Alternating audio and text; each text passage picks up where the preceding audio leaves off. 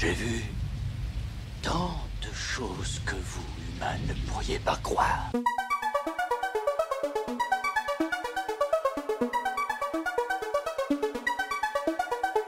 La Volte a 20 ans. La Volte, c'est une maison d'édition qui a osé embrasser les marges de la littérature pour nous révéler des mondes insoupçonnés. Des mondes qui alimentent depuis longtemps l'imagination et permettent à ce podcast également d'exister. Au cœur de cette aventure littéraire se trouve un panel d'auteurs qui a su nous faire rêver et voyager dans l'univers et les méandres de l'évolution et de nos sociétés, mais aussi de nos cultures. Yvan Hamry, Sabrina Calvo, Jacques Amblard, Catherine Dufour, Mélanie Fazi, Jacques Barbery, Karen Joy Fowler, Stéphane Beauverger, Thomas Becker, Lauriane Dufant et tant d'autres composent le Wall of Fame de la maison d'édition devenue mythique dans la science-fiction française. Mais celui qui nous intéresse parce qu'il est aussi celui qui a donné le nom à la Volte, c'est bien évidemment Alain Damasio et plus précisément son roman La zone du dehors. Cette œuvre déchire le voile de la réalité pour nous projeter dans un futur dystopique, étrangement familier au regard de l'évolution que nos sociétés contemporaines prônent. Aujourd'hui, je vous invite donc à plonger avec moi dans les abîmes et les espoirs que cette complexe histoire soulève. Imaginez-vous seulement vivre un jour dans une société sous surveillance constante, où la liberté est plus une illusion qu'une réalité. Mais peut-être est-ce déjà le cas, finalement. La zone du dehors, c'est l'histoire d'une rébellion contre ce monde étouffant, une quête désespérée de liberté dans un système qui ne tolère aucune échappatoire. Ce livre, c'est aussi le miroir de nos propres sociétés, qui reflète nos luttes, nos peurs et nos espoirs dans un avenir qui nous est incertain. Alain Damasio, avec une plume trempée dans l'encre de la passion et de la révolte, tisse ici une narration qui défie totalement notre perception de l'individualité et du collectif. Son univers, peuplé de personnages complexes et torturés, devient alors pour nous le théâtre d'une introspection profonde sur ce que signifie vraiment être libre. Ma propre rencontre avec la zone du dehors fut un choc, une révélation. Il m'a poussé à questionner le monde autour de moi, à ne pas accepter passivement les chaînes invisibles qui nous entravent. Chaque page tournée était une étincelle de rébellion, illuminant des zones d'ombre que je n'avais jamais osé explorer auparavant. Lorsque j'ai refermé la dernière page de la zone du dehors, j'ai senti que je n'étais plus le même, j'étais transformé. Ce livre n'est pas seulement une œuvre de science-fiction, c'est un manifeste pour ceux qui osent rêver d'un monde différent.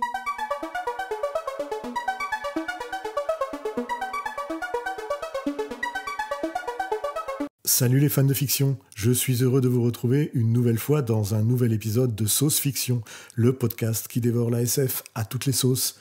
Bienvenue dans cette exploration dédiée à la zone du dehors d'Alain Damasio, un voyage au cœur d'un futur dystopique que personnellement je préfère définir comme étant une utopie noire. Parce que pour moi le terme utopie noire capte mieux l'essence de la dystopie que Damasio a voulu créer avec une nuance particulièrement riche en signification. Il est vrai que traditionnellement, une utopie est une représentation d'une société parfaite, un idéal où les conflits, les inégalités et les défauts de nos sociétés actuelles sont totalement résolus. Cependant, l'histoire a montré que nos tentatives de construire ces utopies peuvent souvent conduire à des résultats tout à fait opposés, où les mécanismes mis en place pour atteindre la perfection génèrent à la place de la souffrance, de l'oppression et de la désolation. L'expression « utopie noire » souligne bien cette ironie tragique. Elle reconnaît que l'intention originale peut être noble, ou du moins partir d'une bonne aspiration à améliorer le sort de l'humanité.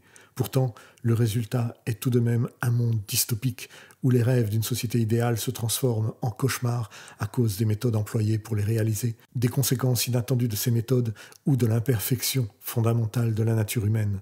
L'utilisation de l'adjectif noir associé à utopie met en lumière le contraste entre l'intention et le résultat, entre la lumière des aspirations idéalistes du début et de l'obscurité des réalités dystopiques actuelles.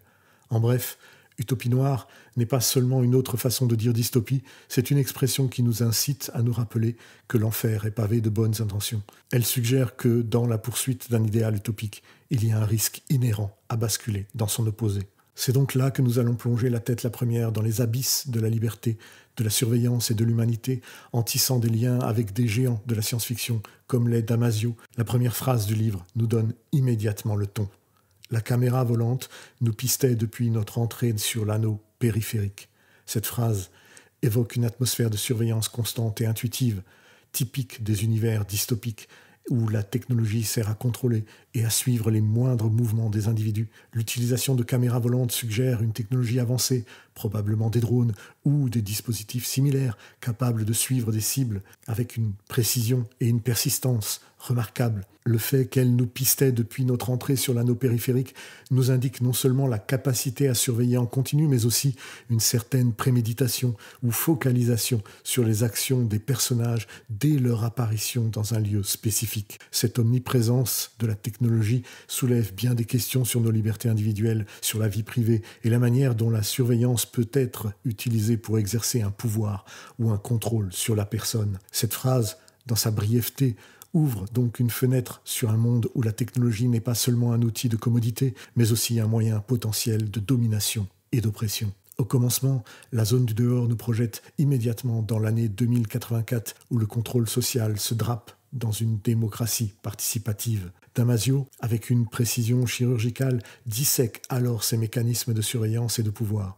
Ce n'est pas sans rappeler les sombres prophéties de George Orwell dans 1984, où la surveillance était déjà omniprésente. Mais avec Damasio, la résistance prend une forme plus subtile, plus philosophique, politique, et se concrétise sous la forme d'une force de frappe qui se nomme la Volte. Mon immersion dans la zone du dehors fut vraiment une révélation. C'est un peu comme la première fois où j'ai pu écouter la bande originale du film Blade Runner, composée par Vangelis. D'ailleurs, la musique s'est immédiatement imprégnée de l'histoire de Damasio pour se jouer dans mon esprit en même temps que je lisais le livre. Une comparaison avec Le meilleur des mondes d'Aldous Huxley s'impose également, parce que lorsque Huxley imagine une société où l'opulence est contrôlée, Damasio, lui, nous montre le visage d'une liberté sous tutelle. D'ailleurs, c'est cette tension, ce dialogue entre espoir et désespoir qui forge la puissance narrative de la zone du dehors tout au long de ses presque 650 pages. Mais la zone du dehors est bien plus que des pages et des mots, c'est une œuvre majeure dans la fiction française. En la lisant, j'ai été frappé par la pertinence de ces thèmes,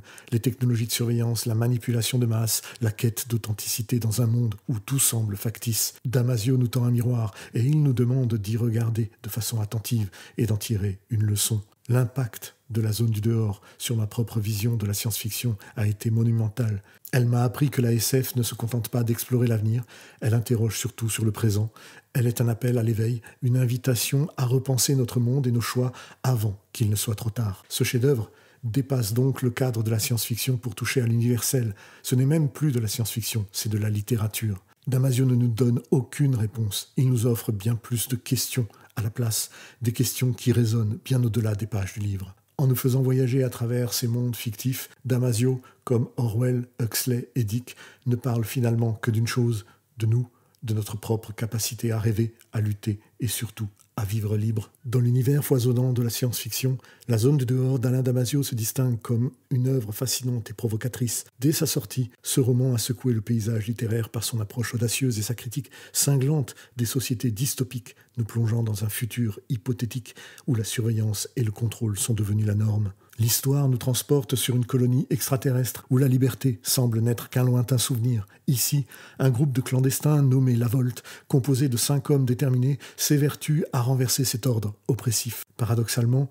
cette quête de liberté est exclusivement menée par des figures masculines, dominantes, laissant peu de place à la diversité et à la représentation féminine. Boule de chat, la seule femme mise en avant, est réduite à un rôle superficiel. Dommage, elle est dépeinte à travers le prisme réducteur du désir masculin. Cette caractérisation pose la question de la représentativité et de la place de la femme au sein de cette lutte idéologique. Damasio, à travers son écriture vive, dresse le portrait d'une rébellion contre une société qui valorise le mérite au détriment de l'humanité. Pourtant, le roman ne manque pas de nous interroger sur la nature même de cette révolte. Moi-même, je m'interroge sur l'idéal révolutionnaire proposé par l'auteur, qui est tout de même, à mon sens, une sorte de glorification de la force et du courage masculin, sans remise en question ni nuance. Il y a cette dynamique entre les personnages, le contraste entre Cap, figure de proue du mouvement, et Boule de chat, illustre vraiment cette vision polarisée des rôles de genre, où le masculin est synonyme d'action, de force, et le féminin synonyme de passivité. Cette dichotomie, renforcée par des descriptions qui valorisent la puissance et la vitalité masculine au détriment de la profondeur et de l'intellect féminin, nous interroge tout de même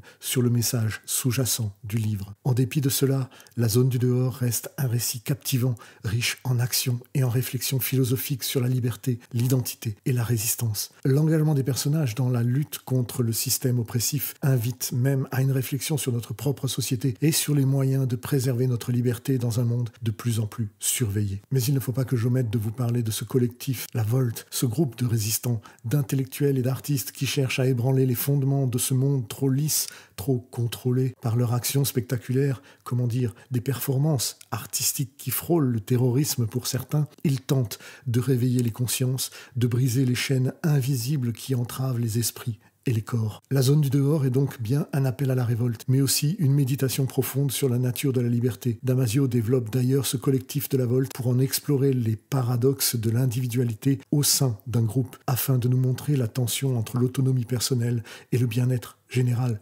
Il nous confronte alors à cette question fondamentale. Jusqu'où sommes-nous prêts à aller pour notre liberté? Quel prix sommes-nous disposés à payer? La philosophie de Damasio va au-delà de la simple critique. Elle est une quête de sens, un désir de comprendre les dynamiques de pouvoir, d'interroger notre rapport à l'autre, à la communauté, à l'État. C'est plus une invitation à repenser notre définition de la démocratie, à la délester de ses oripeaux technocratiques pour la réinvestir d'un véritable esprit critique, participatif et vivant. La zone du dehors est en fin de compte une ode à l'humain dans ce qu'il y a de plus fragile, mais aussi de plus précieux, sa capacité à rêver, à se révolter, à créer. À travers ces personnages vibrants de réalité, ces descriptions poétiques de l'espace et du temps, Damasio nous offre donc par ce récit une expérience littéraire unique, un voyage au bout de la nuit de l'âme humaine, là où la lumière de la liberté scintille encore, fragile, obstinée, essentielle. En déroulant le fil de cette histoire à la fois intime et cosmique, la zone du dehors de Alain Damasio ne se contente pas de nous divertir, elle nous interpelle, parfois même nous dérange. Elle est un catalyseur de réflexion, un tremplin vers une introspection plus profonde de notre société, de nos choix et de notre avenir. Publié pour la première fois en 1999, ce roman visionnaire a jeté une lumière crue sur les dystopies que nous pourrions, sans vigilance, édifier nous-mêmes. Plus qu'une œuvre littéraire, c'est un phare dans la nuit pour ceux qui naviguent à vue dans le brouillard de notre avenir collectif et nous offre donc un héritage de littérature de science-fiction. L'œuvre, en soi, a inspiré et continuera d'inspirer de nombreux auteurs et créateurs dans le domaine de la science-fiction et au-delà. Des romans tels que Le Cercle de Dave Eger, qui explore la vie de May Holland, embauchée dans une entreprise technologique puissante qui ambitionne de révolutionner la communication et la vie privée à travers un système unifié hypernumérique. Cet univers où la transparence est prônée au détriment de l'intimité résonne avec les thématiques de la zone de dehors d'Alain Damasio. Les deux œuvres mettent en lumière les dangers d'une surveillance omniprésente et les effets déshumanisants de la technologie sur l'individu, tout en questionnant la frontière entre le progrès et la perte de liberté. Mais il y a aussi Black Mirror, vous savez, la série britannique très controversée, créée par Charlie Brooker. Elle semble être un écho à l'univers d'Alain Damasio. Ce qui est terrible, c'est que malgré ces avertissements, qu'ils soient littéraires ou cinématographiques, notre société semble inexorablement glisser vers ce que ses auteurs craignent le plus. On peut se demander pourquoi. Alors que l'alarme a été sonnée tant de fois, nos sociétés ne changent pas de cap. La réponse réside peut-être dans notre propension à considérer la science-fiction comme une projection qui n'est pas très sérieuse de notre futur, comme une évasion intellectuelle, un divertissement lointain et donc sans conséquences directes sur notre réalité. Damasio, à travers la zone du dehors, nous met face à une vérité inconfortable. La liberté est un combat constant, un équilibre fragile, toujours à redéfinir face aux avancées technologiques et aux appétits de pouvoir. Son œuvre est donc un rappel que malgré les collectifs et les individus qui luttent pour la défense de nos libertés, le confort de l'ignorance et de la peur de l'inconnu peuvent souvent mener à l'inaction collective. Cette inaction est d'autant plus paradoxale que les dystopies décrites par Damasio et ses successeurs ne sont pas des fatalités. Elles sont des avertissements, des futurs possibles que nous avons encore le pouvoir d'éviter. Mais cela requiert bien sûr une prise de conscience et une volonté de changer nos paradigmes de vie, de gouvernance et notre relation à la technologie. L'héritage de la zone du dehors est donc double. D'une part, il réside dans son influence sur le genre de la science-fiction, ayant ouvert la voie à des œuvres qui continuent d'interroger sur notre futur avec acuité. D'autre part, il se manifeste dans le miroir qu'il tend à notre société, nous invitant à ne pas détourner les yeux sur ce que nous pourrions devenir. Peut-être le véritable message de Damasio et la raison pour laquelle nos sociétés peinent à changer malgré ces avertissements est que le futur n'est pas écrit, parce qu'il est à la fois une somme de nos actions et de nos inactions. Et ça, c'est un véritable message d'espoir. La zone du dehors n'est pas seulement un roman à lire, c'est donc un appel à l'engagement, un plaidoyer pour que chacun d'entre nous devienne acteur de son propre avenir et de celui de notre société. Je vous le disais au début de ce podcast, la maison d'édition La Volte célèbre aujourd'hui ses 20 ans. La zone du dehors d'Alain Damasio marque ses 25 ans d'existence et 1984 de George Orwell dépasse les 70 ans. Grâce à des collectifs d'édition comme La Volte, ces œuvres visionnaires traversent le temps et nos esprits pour nous mettre en garde contre le contrôle social et nous préparer à la résistance. Ce constat devrait pourtant nous interpeller. N'est-il pas temps d'initier notre propre Volte, un mouvement inspiré par ces récits où nous, individus et collectifs, prendrions les rênes pour façonner un avenir où la liberté n'est pas qu'un idéal lointain, mais une réalité bien tangible et quotidienne, un mouvement qui se doit de grandir de façon pacifique dans notre société contemporaine, avant d'en arriver un jour, peut-être, malheureusement, à la violence des mondes dystopiques que nous lisons dans le confort de notre foyer.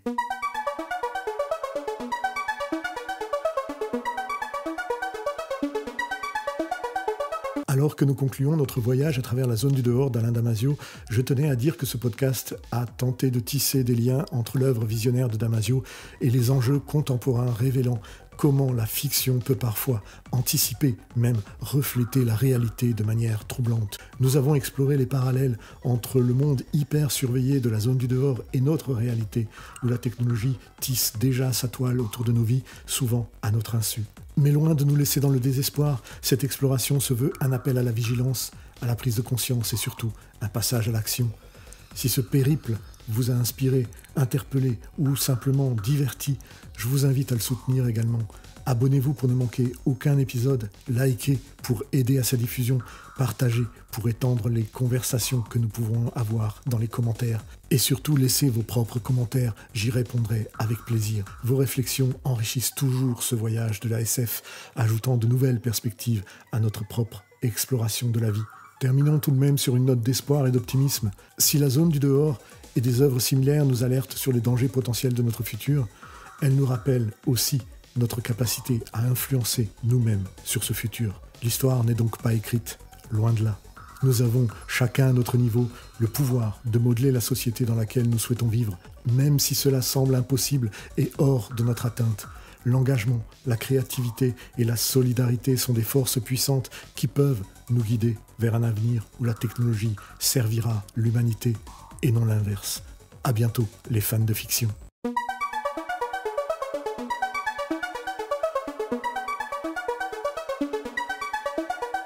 J'ai vu tant de choses que vous, humains, ne pourriez pas croire.